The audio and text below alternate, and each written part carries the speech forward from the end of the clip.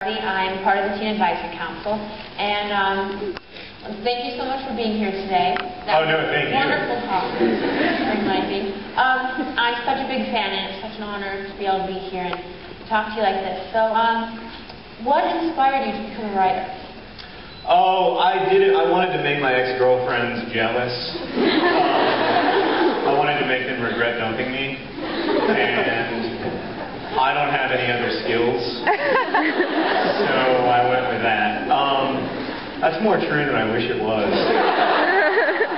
I always loved books, and I always thought that they were important. I thought, in some ways more important than the other stuff that I grew up ingesting, from like Wonder Bread to movies. I always felt like books among the things that I ingested were the most important and interesting. And I love being a reader. I've always loved reading. I love reading poetry, and writing just seemed like a natural extension of wanting to be a part of that conversation. So, of the books you've written, which one is your favorite? I don't like any of them that much, to tell you the truth.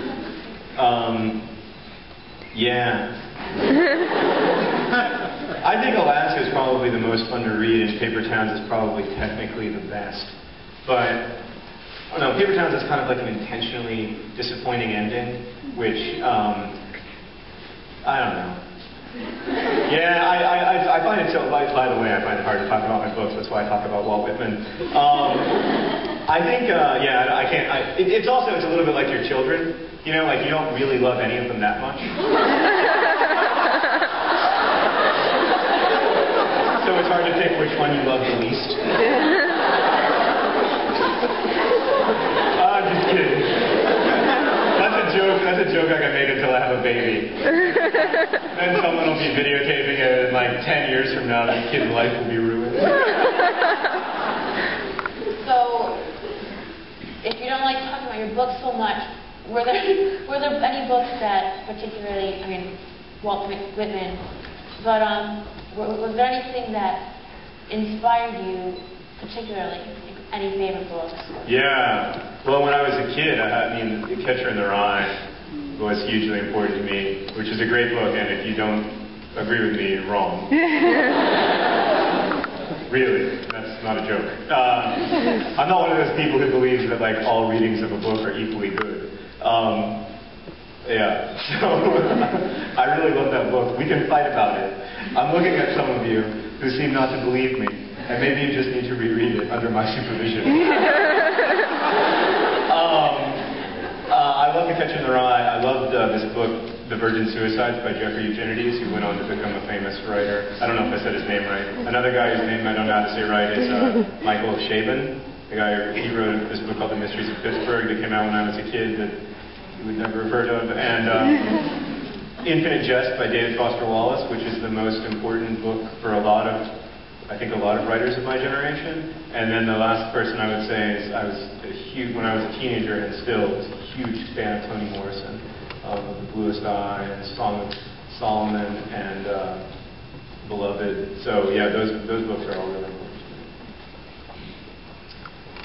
So which of your characters can you relate to most from Paper Towns? Well, my high school self is probably most like Ben Starling, the nerd who thinks that the way to get girls to like you is call them honey bunnies, and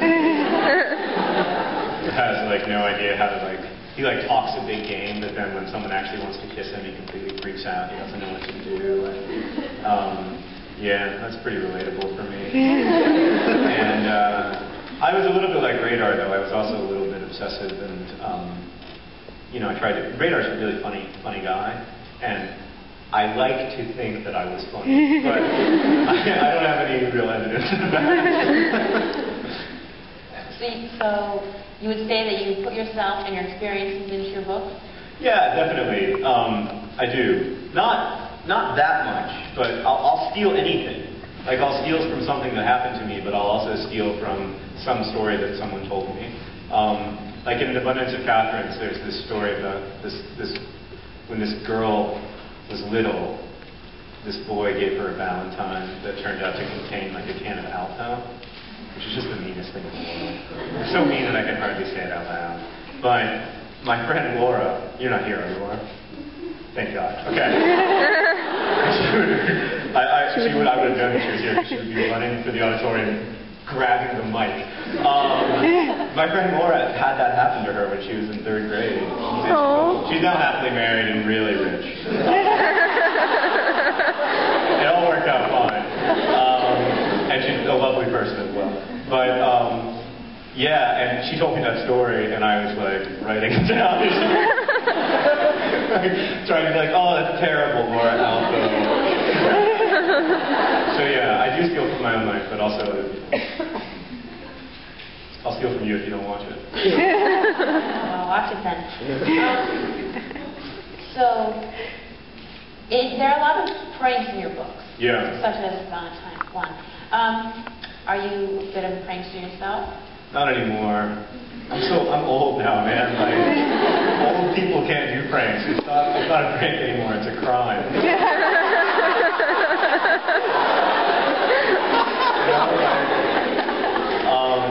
Like in my first book, the main character helps hire an exotic dancer to dance in front of his entire high school. If I did that at a high school now, I would go to jail.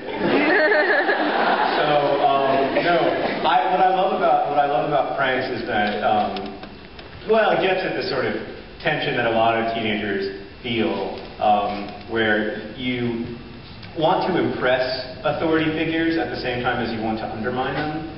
And nothing, I shouldn't tell you this, but nothing ultimately impresses us more as adults than like a massively creative, brilliantly executed prank. And it also angers us. But it's sort of one of those like begrudging respect moments where you have to say like, wow, these kids are smarter than I thought. And I may not like what they did, but yeah. So that's a big part of it. You used to be a prankster. I did used to be a bit of a prankster. Yeah, when I was growing up, but we're not going to talk about that.